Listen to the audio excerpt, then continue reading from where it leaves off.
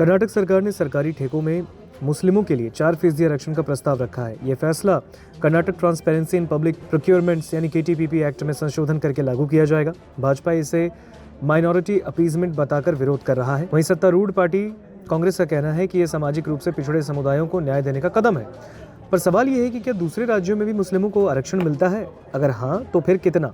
कर्नाटक सरकार ने सरकारी टेंडर और ठेकों में मुस्लिमों को 4% आरक्षण देने का फैसला किया।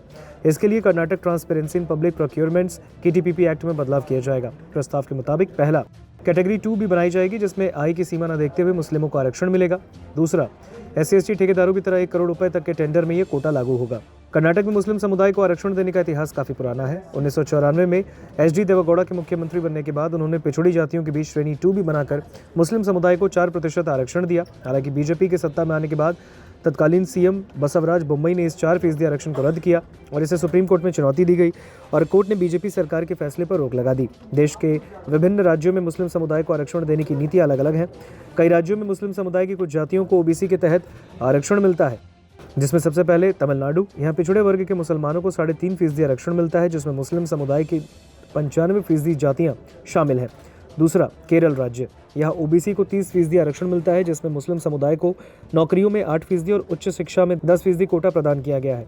तीसरा, आंध्र प्रदेश। यहाँ मुस्लिम समुदाय को 5% आरक्षण देने की कोशिश हुई, लेकिन कोर्ट ने इसे रद्द कर दिया। मामला भी सुप्रीम कोर्ट में लंबित है। चौथा, बिहार। यहाँ OBC को 32% आरक्षण मिलता है, जिसमें मुस्लिम समुदाय को 4% आरक्षण प्रदान किया गया है। पांचवा, पश्चिम बंगाल। OBC लिस्ट में कुछ मुस्लिम जातियों को शामिल किया गया है, लेकिन अलग से कोटा नहीं है। उत्तर प्रदेश में भी 2005 में मायावती की सरकार ने 18% मुस्लिम रिजर्वेशन का प्रस्ताव रखा, लेकिन कोर्ट ने इसे रोक दिया।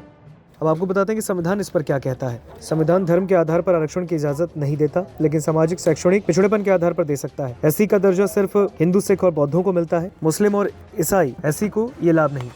आपको बता दें, दूसरी ओर कर्नाटक के मुख्यमंत्री CM सिद्धारमैया मुस्लिम आरक्षण के जरिए कर्नाटक में एक बड़े वोट बैंक को साधने की स्ट्रेटेजी में लगे हैं।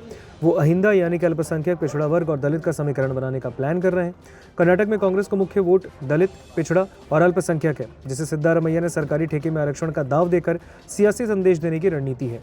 कर्नाटक में देवराज उर्स ने एक समय अहिंदा का फॉर्मूला दिया था। अहिंदा एक ऐसा सामाजिक समीकरण है जो सत्ता की सीढ़ी बन गया है।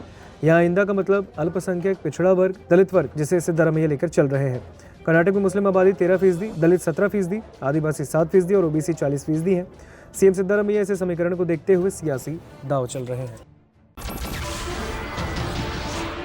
नमस्कार, मैं हूं मानक गुप्ता।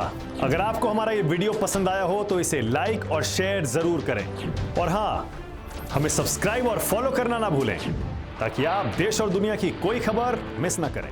तो जुड़े रहिए हमारे साथ और देखते रहिए News 24।